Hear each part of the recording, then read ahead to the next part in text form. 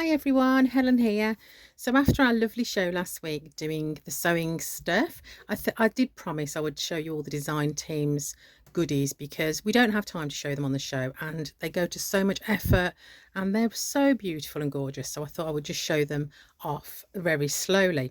I'm going to do this in two parts because there are so many lovely things. So this is the box that I enjoyed making and I finished off on the show using all the elements from last week. Really enjoyed making this, and I'm going to keep this for myself, which is really nice. This one is by Carolyn. So this is full of little textures, little trinkets. Isn't it lovely? Using the MDF shapes there. Lovely. I love the colours on that as well. And of course the papers from the paper pack. This one's by Val. Nice blues there, isn't that lovely? She's added some lace and some textures again. This lovely lady's from the paper pack. Isn't it nice? This one is by Carolyn. I love the hoop. I've got hundreds of these hoops because I keep getting them in sets and stuff, and that would just look really nice on my wall.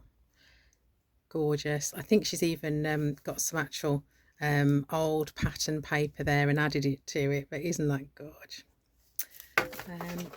This giant tag here is by Georgina. Again, really pretty. She's mixed the inks with some slap it on there and popped it through the stencil. Doesn't that make it pop just by adding that bit of colour there?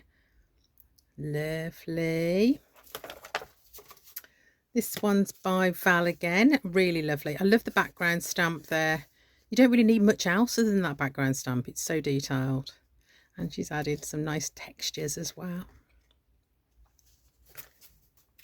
Then we've got this one is by Mags. Again, I love the colours. Really pretty and elegant, isn't it? The MDF shapes there and the stencil behind. Lovely.